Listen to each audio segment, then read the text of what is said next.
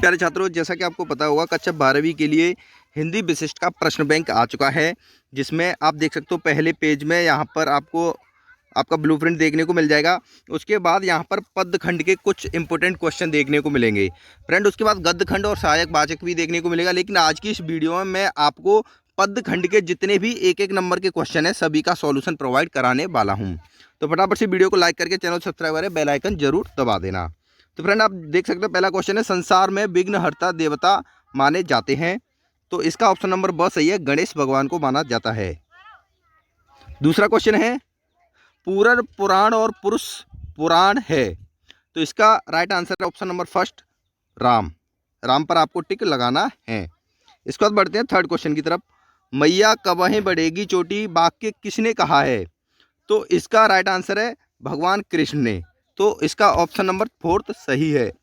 चौथे क्वेश्चन की बात करें जिसमें पूछा गया है, विश्वास में विष घोलने का काम किसने किया था। तो ये इसका ऑप्शन नंबर फर्स्ट सही है, सुजान ने किया था। इसके बाद पांचवें क्वेश्चन की बात करें, कृष्ण की पत्री आने की बात सुनकर कृष्ण के घर आने लगी। तो कौन आने लगा था। तो इसका राइट आंसर है गोपियाँ, ऑप्शन नंबर सेकेंड। छठवें क्वेश्चन की बात करें तो आप देख सकते हो यहाँ पर, नाव में जल भरने पर और घर में दाम बढ़ने पर दोनों हाथों से उलीचना चाहिए, यह कथन है। तो इसका राइट आंसर ऑप्शन नंबर स, कबीर का। सातवें क्वेश्चन की बात करें तो यह शरीर कच्चे घड़े के समान है, कभी भी टूट सकता है, यह किसने कहा था। तो यह बात भी कबीर ने कही थी। तो इसका ऑप्शन नंबर फर्स्ट सही है। इसके बाद बढ़ते हैं आठवें क्वेश्चन की तरफ जिसमें पूछा गया है, इंद्रधनुष आकाश में दिखाई देता है। तो यह वर्षा ऋतु में दिखाई देता है, इसका ऑप्शन नंबर फोर्थ सही है। नौवें क्वेश्चन की बात करें, अजामिल जैसे पापी का जिक्र आया है। तो वो आया है केवट प्रसंग में। तो इसका ऑप्शन नंबर थर्ड सही है। 10वें क्वेश्चन में पूछा गया है, विघ्न बाधाएं सहम कर मार्ग छोड़ देंगी। तो इसका राइट आंसर है नव युवक का, ऑप्शन नंबर फर्स्ट सही है। 11वां क्वेश्चन है, सूरदास के साहित्य की भाषा है। तो सूरदास के साहित्य की ब्रज भाषा है, ऑप्शन नंबर सेकंड इसका सही है। फ्रेंड 12वां क्वेश्चन पूछा गया है, मैथिली शरण गुप्त ने काव्य रचना की थी। तो वह खड़ी बोली में की थी, इसका ऑप्शन नंबर थर्ड सही है। आपको पेन कॉपी लेकर के सारे क्वेश्चंस के आंसर हैं वो अपनी नोटबुक में नोट कर लेना है। 14वां क्वेश्चन पूछा गया है, सांझ सकारे भारत माता की आरती कौन करता है।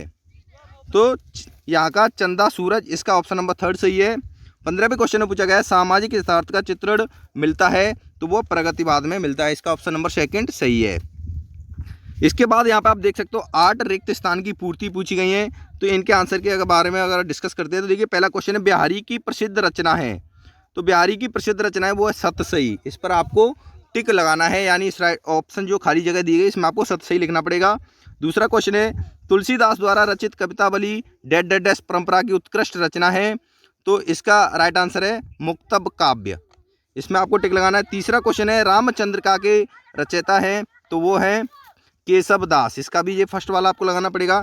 चौथे क्वेश्चन में पूछा गया, वात्सल्य के कुशल चितेरे हैं।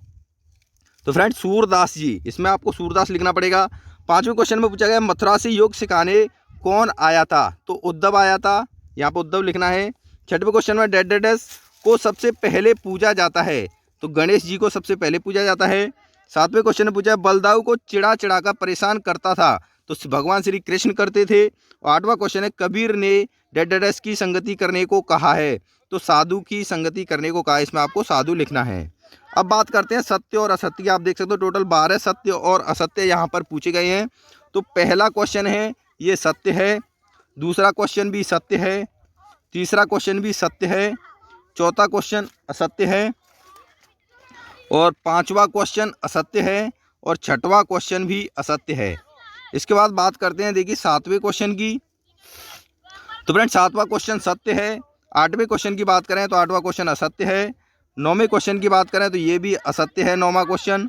वहीं पर अगर हम 10वें क्वेश्चन की बात करें तो ये भी असत्य है, 11वां क्वेश्चन भी असत्य है, और 12वां क्वेश्चन भी असत्य है। तो फटाफट से आप नोट कर सकते हो। अब बात करते हैं जो एक एक वाक्य में आंसर पूछने के लिए यहाँ पर दिया गया है। इसके बाद फ्रेंड यहाँ पे आप देख सकते हो चौथा क्वेश्चन है, इसमें आपको सही जोड़ियाँ मिलानी है। तो चलिए अभी हम सही जोड़ियों को फटाफट मिलाते हैं। तो पहला है, सभी विपत्तियों को हरते हैं। तो ये आपका गणेश से मिलेगा, यानी भगवान गणेश जी हैं वो सभी विपत्तियों को हरते हैं। इसके बाद देखिए फ्रेंड, तो ये आपका डायरेक्ट इससे मिल जाएगा। उसके बाद देखिए दूसरा क्वेश्चन है, कृष्ण को कितनी ही बार खिजाया है? तो ये बलदाऊ ने, डायरेक्ट इसी से मिल जाएगा। घनानंद की प्रेमिका है, तीसरा ये मिलेगा आपका सुजान से, इससे मिलाना है। रत्नाकर की भक्ति, ये मिल जाएगा सगुण से, सगुण भक्ति, इस तरीके से मिलाना है। पांचवा है, हमें अशिक्षित या असभ्य बताने वाले लोग हैं, तो पांचवा मिलेगा आपका पश्चिमी देश से, इससे मिल जाएगा फटाफट पश्चिमी देश। छठवां है, बड़ सिपाही कविता के रचयिता हैं, तो विष्णुकांत शास्त्री से मिल जाएगा, इस तरीके से। सातवां है, चुखाने की सामर्थ्य है, तो ये आपका वीर से मिल जाएगा। आठवां है, मंगल वर्षा, तो ये मिलेगा आपका भवानी प्रसाद मिश्र से, तो ये फटाफट इससे इस तरीके से मिला देंगे।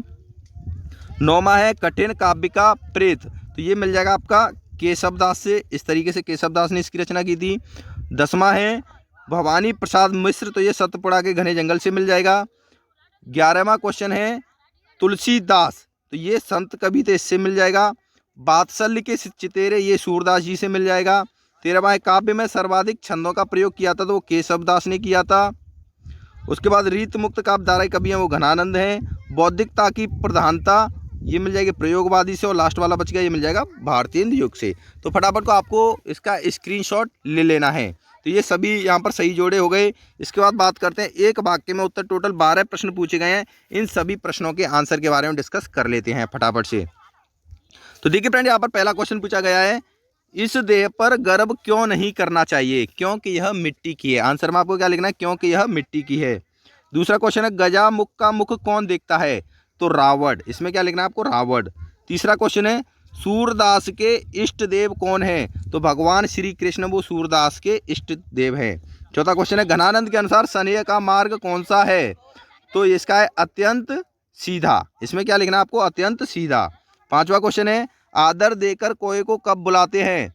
कनागतों में। किसमें? कनागतों में। इसका आंसर क्या हो जाएगा? कनागतों में। छठवां क्वेश्चन है, विश्व किसके सामने झुकता है? जय गीत गाने वालों के सामने। सातवां क्वेश्चन है, भारत माता की जय बोल दो कविता में किसका वर्णन किया गया है? भारत माता का वर्णन किया गया है।